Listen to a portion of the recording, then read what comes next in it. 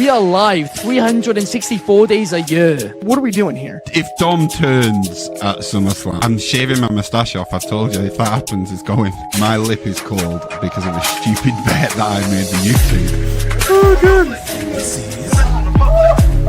Wrestle's better than Daniel Bryan Daniels. Better than Okada. I'm not getting sushi after Monday Night Raw. Good evening from Swansea, wrestling fans. I'm your host, Ben Allison, and you are watching Wrestling Republic's daily broadcast, and we have an absolutely stacked show for you guys today. So without further ado, let's jump straight into the panel and introduce over just outside of Los Angeles. Don't say lives in LA, does not like that one. We have Clark Taylor. How are you, Clark? I am fired up to be here. I've got a personal vendetta against technology lately. I'd like to challenge technology to a celebrity boxing match. We'll figure that out. The promotion will be great. But at this stage, I'm just stoked that everyone can hear me and I'm actually on a show. If anybody hasn't seen last night's Off the Air, don't. But also joining us, we have Shad. How are you today, Shad? Ooh, last night was an absolute one to remember for negative reasons, but I'm good, man. First daily of the week. You were going to see Shad a lot this weekend, WR fans. So, let's lock in. Let's get ready. And like Clark, I don't live in D.C. I live outside of D.C., Northern Virginia. So let's crime over here.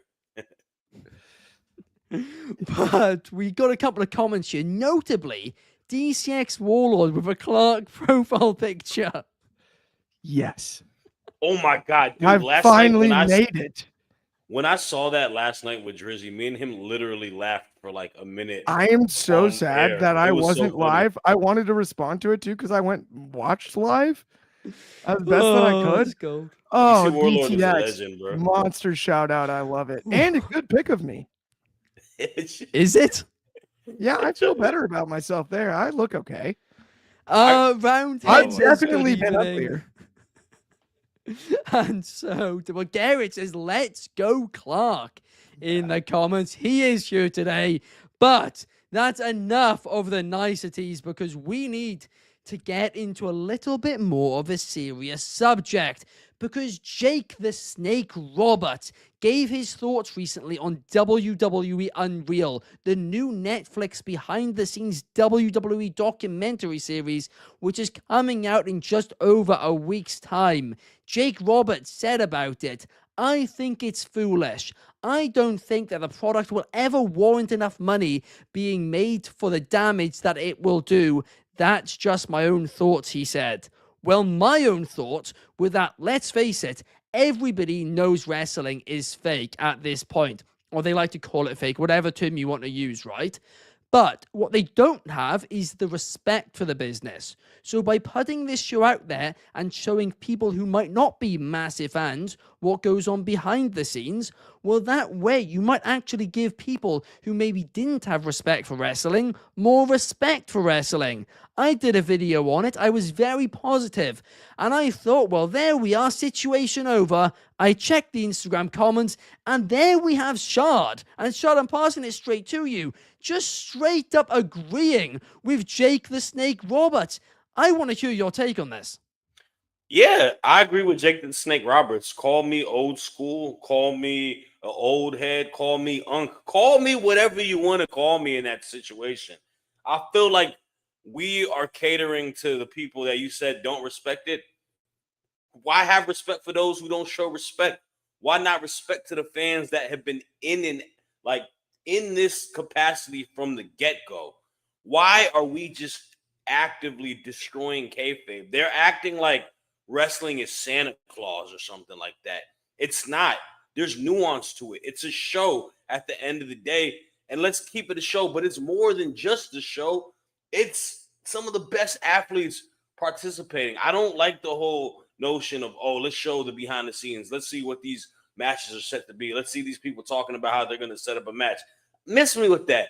I don't care about none of that. I care about what's on my TV screen weekly. I care about the storylines that keep me invested as a fan. I care about the quality matches that are put into it.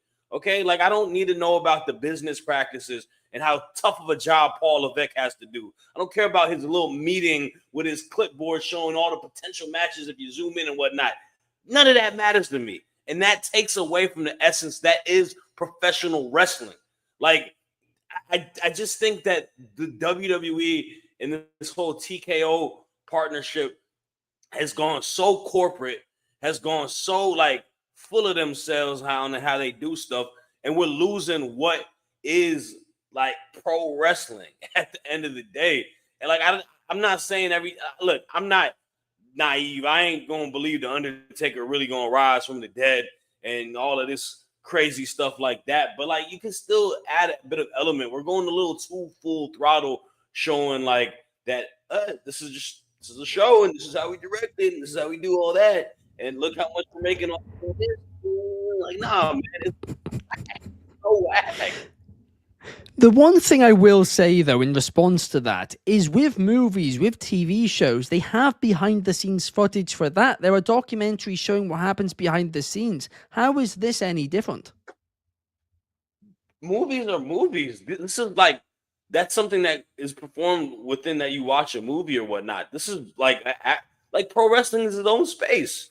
Like, why can't it still be its own space? Why do we have to go so far into treating it like it's something completely different? Like, I don't have an issue showing glimpses of stuff like that, but us going through the entirety of what's happening through the build and backstage, like, that's the thing. People care about stuff that is not related to the show anymore.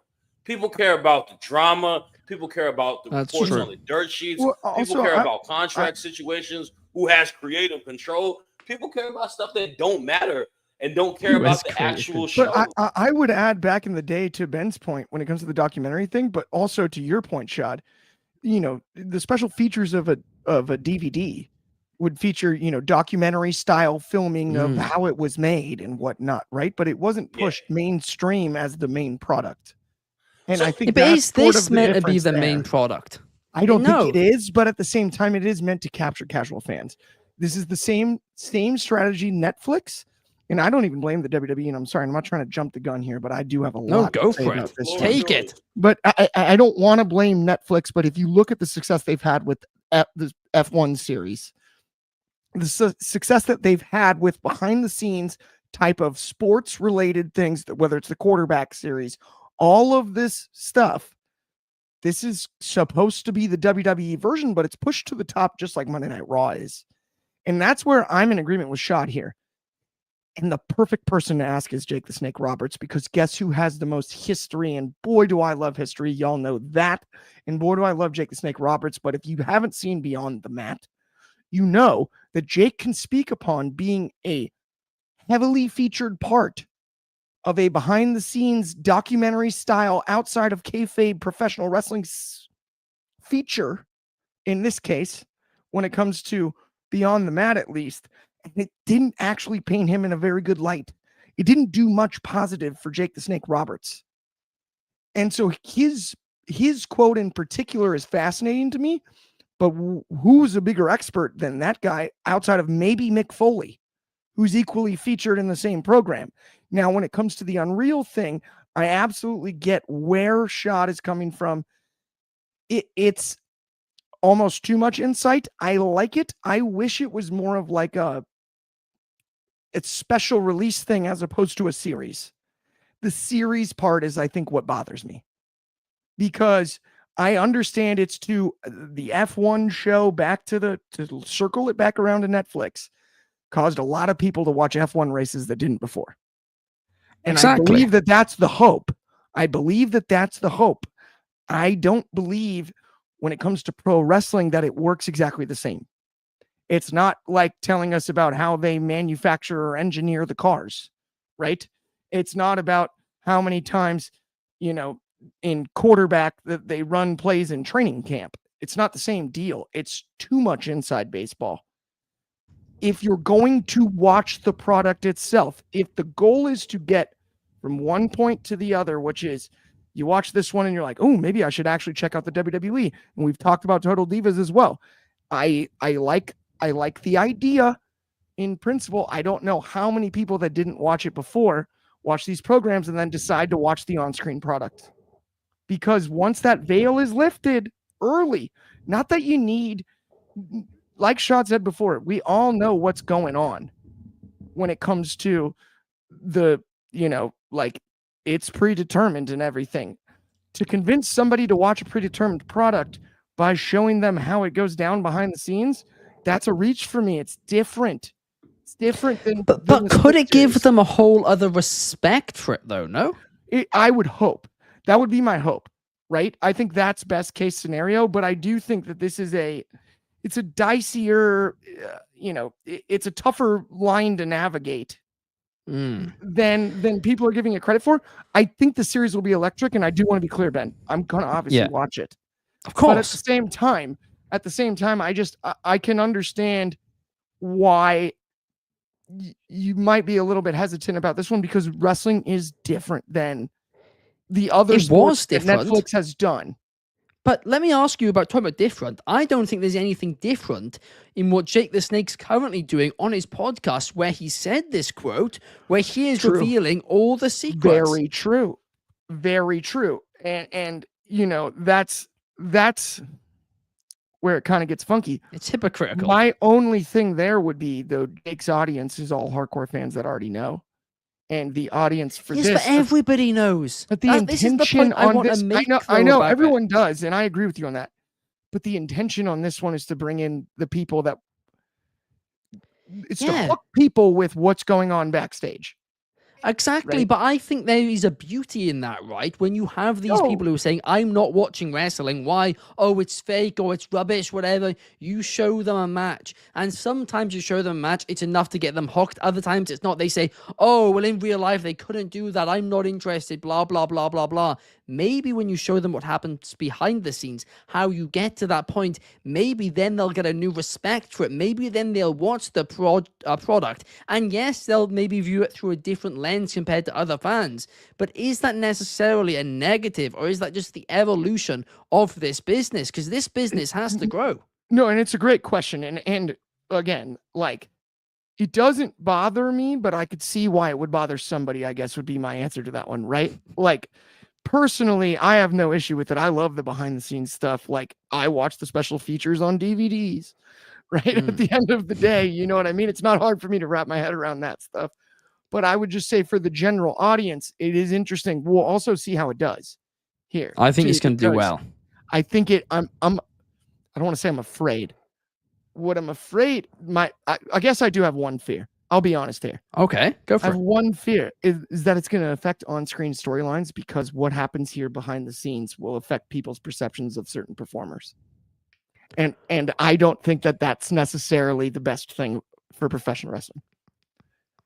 That's interesting. That is going to be interesting to see how in depth they go over certain topics. Because if, let's say, they did a big thing, I mean, I'm pretty sure the topics are already out, the episode titles, but let's say they did half an hour showing Karrion Kross. He's meant to be getting booed on TV. Next week he comes out, he gets cheered. That's where, maybe to your point, I could see it affecting it. But I get the perception, at least, that it's mainly going to be showing Triple H and the writer's room and not as much talent. I do think it'll feature less talent, but that's where it's interesting, though. If they're in the writer's room, they're going to be talking about talent. They will. And you're going to get insight like that. Yeah. I'm more fascinated by what you see, right? Sucks. Exactly. Like, I don't have an answer to exactly how it'll affect it, but that would be my one fear, is the potential for, and I don't think that's necessarily also the worst thing, right? I mean, don't get me wrong. People got runs off Total Divas. Right? That's another good point. I wanted to bring that up too. Let's not pretend they've never done this. Yes, Total Divas was a mix of being scripted and real, but they showed the writer's room. They showed the people backstage. They literally talked about that WrestleMania 30 moment where a match, more screen time got cut. Mark Carrano had the most screen time of his career. Nobody knew him. Yeah, he became a micro celebrity. He became an internet heel, literally. I love how they just give ever him the seen. job every time Yeah, to he just got. deliver bad news. He's the only guy I've ever seen get under on a on a reality show. Everybody even liked The Situation by the end of Jersey Shore. We've got Garrett saying the only wrestler in WWE doing backstage content is Logan Paul. We need more of this. Yeah, I mean, exactly. He's doing it too. I mean, I'm all for it. I really am. Garrett saying that he would like it, or he'd think it'd be more entertaining if they took a more UFC approach of PLEs. So I guess what you're saying is the show behind the scenes and the build up to a PLE. I think if it's too close, that is when you get into the trouble of it affecting storylines. If you leave 6 months like they have done, or 3 months, I think it puts you in safer oceans, let's just say. But we have to talk, Clark, about this TNA situation because it is fascinating, right? We had the CEO of, what's it called now? We had the Anthem CEO yesterday have an interview with John Wall Street where he revealed that their aim in TNA wrestling is to have Impact go live 52 weeks per year. And for that to happen, they are currently searching and negotiating for a $10 million per year TV deal. He believes that it's possible. He believes that on the right station, they could get between 150 to 250 to potentially 300,000 viewers per week. And the way he was talking, it sounds like this isn't just a pipe dream for them. This is genuinely something they're trying to make happen actively. Clark, could you see TNA Impact going live every single week? So my first thought when I saw this on the topics list was I've actually seen this. It was on Spike TV live every week for quite some time during my childhood. But so the answer is yes, it's possible. Here's my issue. We've got a lot of live wrestling. They tape it. They do a really good job with the tapings of filling venues. I don't know revenue stream wise if necessarily 10 million a year actually even helps them that much to deliver 300,000 viewers. It sounds good on paper, but like gate wise, you can probably make that pretty close with multiple tapings. And the luxury of editing, I don't know if it hurts. I don't know how this affects the way you book venues, the way you book touring, the way you book house shows, the way you book all of that. That would be my only hesitance. I love the shooting for the moon. And don't get me wrong, we've got the most live wrestling, whether it's on cable television or streaming, that we've ever had in our lifetime. Mine, yours, anybody else here, right? It's just, that's the reality. And it's awesome, right? We get Raw, we get NXT, we get Dynamite.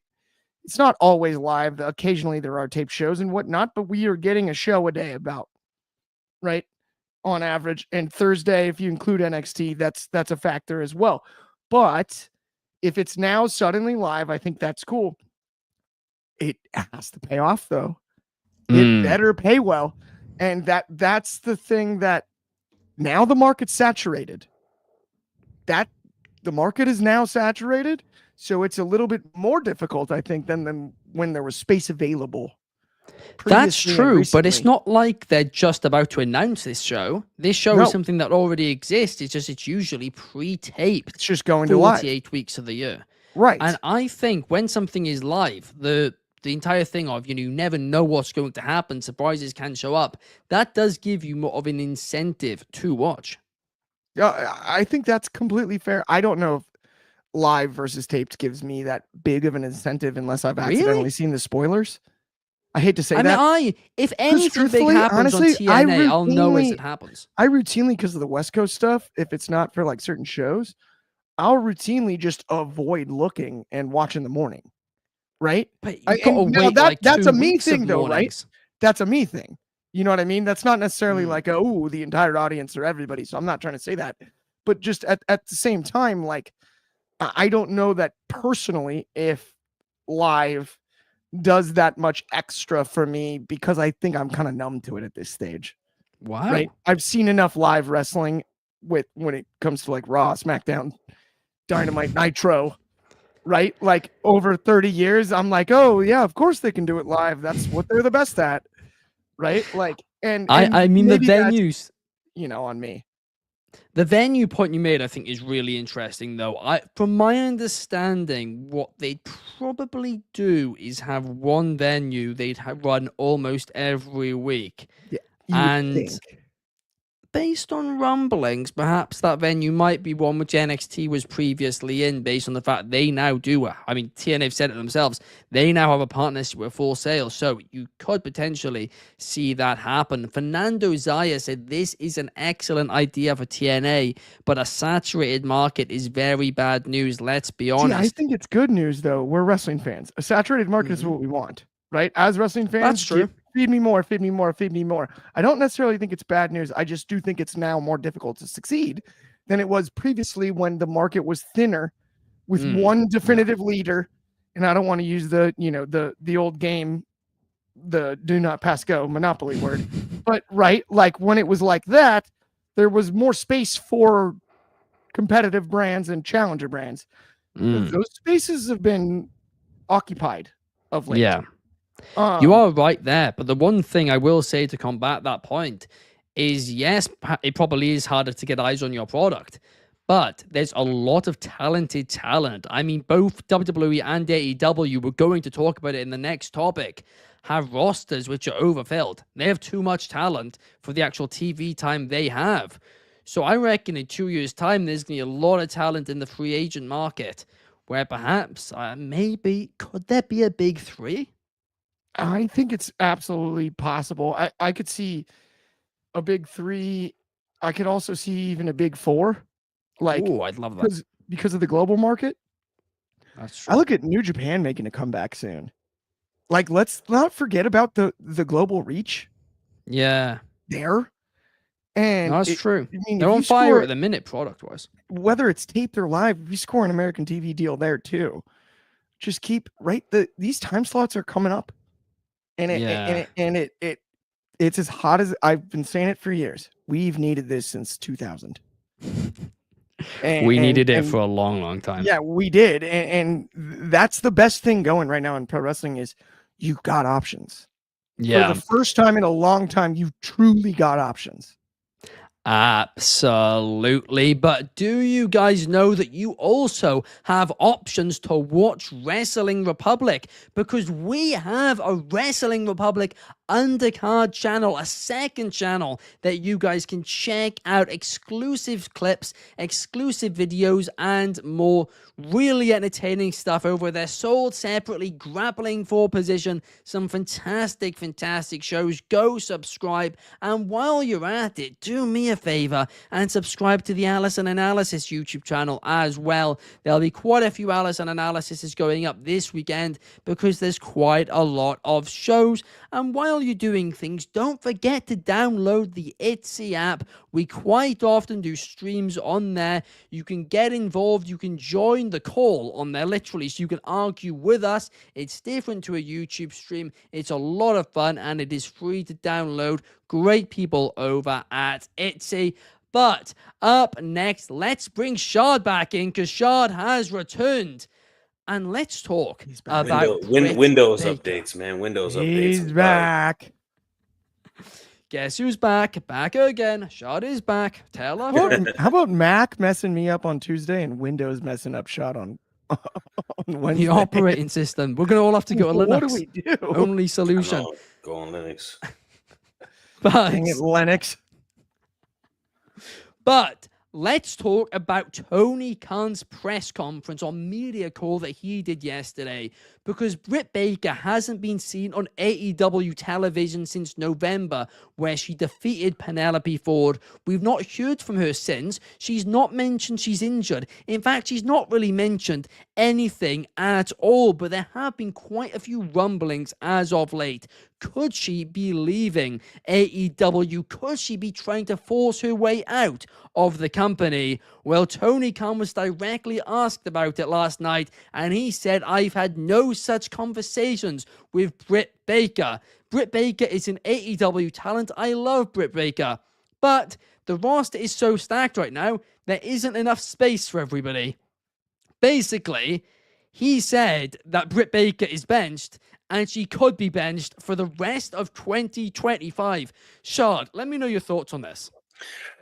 So I feel like that is a politically correct answer from him in a sense. Um, the avenue of not giving a lot of to people to chew, like the media to kind of confirm any rumblings, or maybe he's just not able to talk about situations in a private manner between them. Maybe he's just trying to brush it. But to say that you outright don't have a slot for her is kind of wild to think. And I understand, right?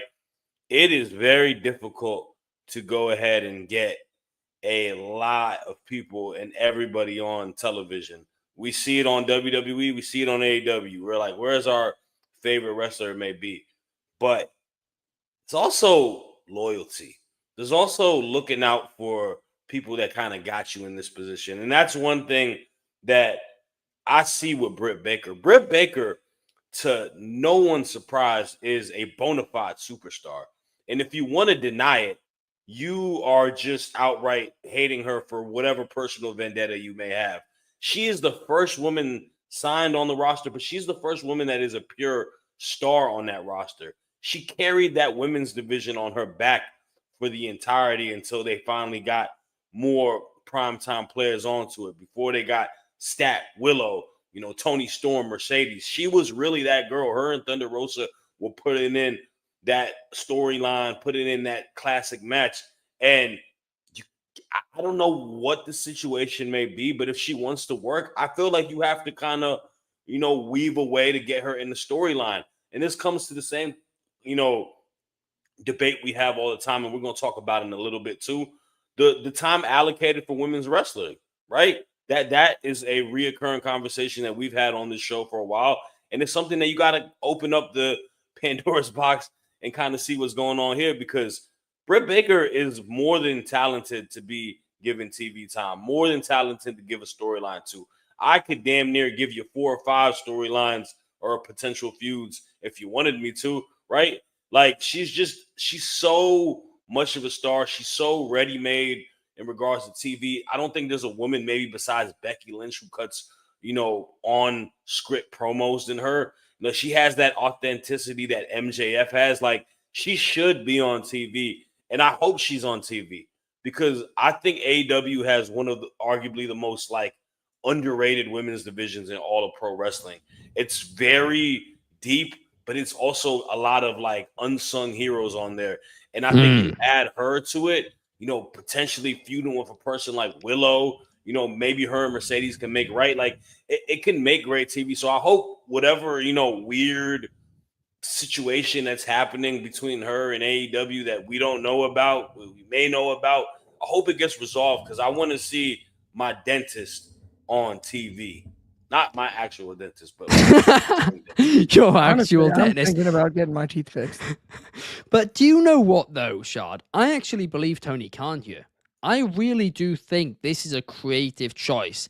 I think he saw the work she was doing last year towards All In and at All In, and so, hey, Britt Baker, let's be completely honest about it, isn't looking as good as she did a year or two before.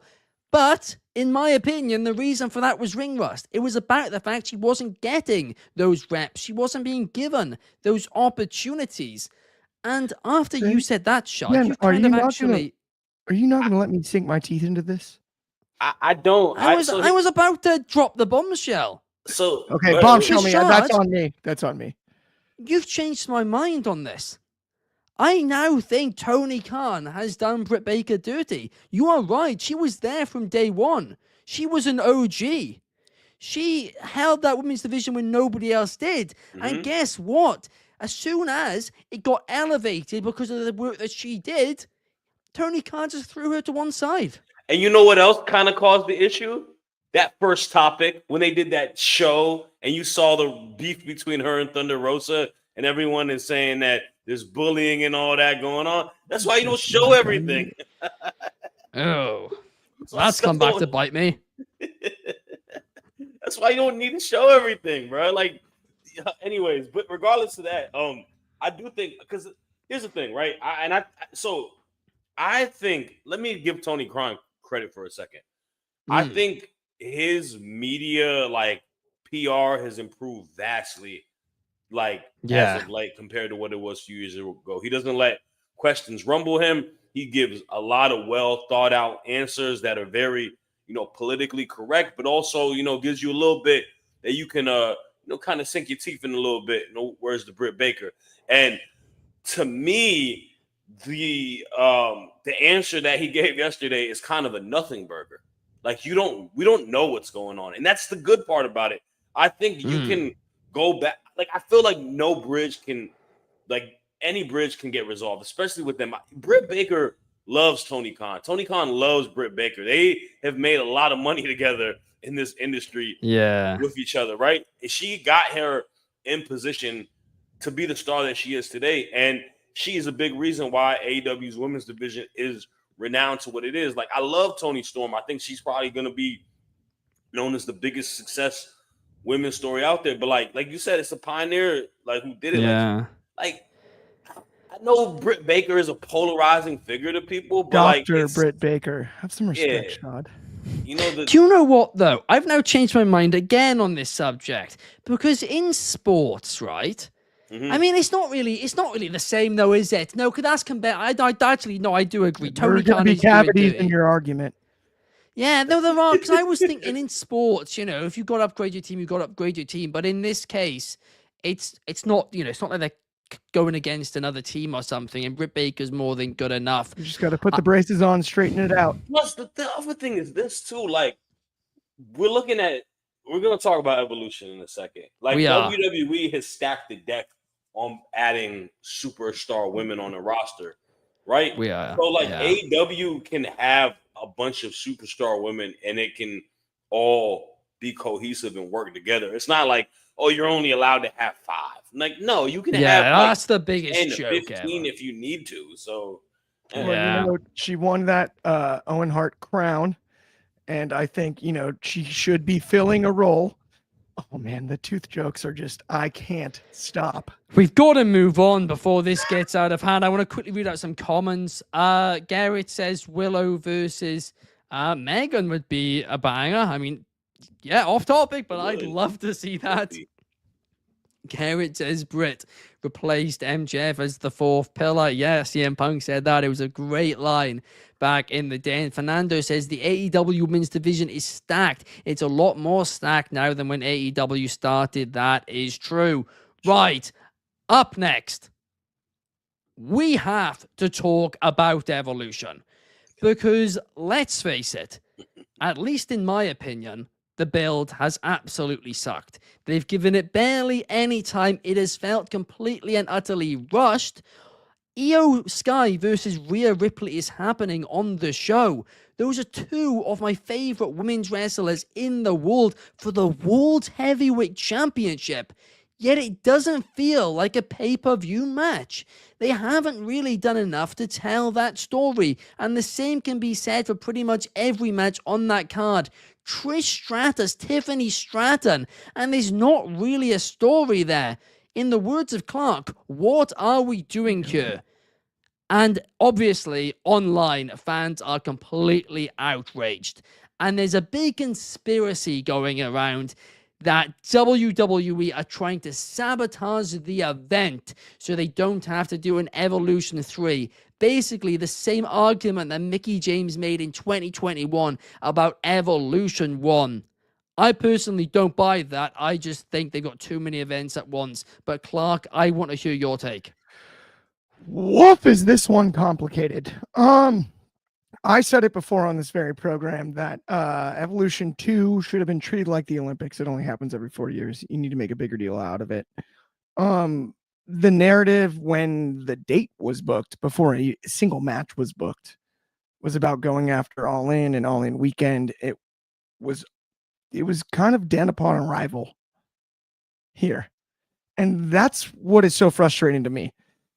Why would you self-sabotage an all-women's pay-per-view and an opportunity to sell that much merchandise or that many tickets and do something really cool? I think that argument is absolutely just absurd. That's like conspiracy theory, tinfoil hat. Like, yeah, you're like, oh, the Earth's totally flat. Like, good luck with that one. No, it's not. No. but it's not very good either. The way it's been booked and where it's located, the way it's placed in the schedule, the timing of it, all of it, they have missed.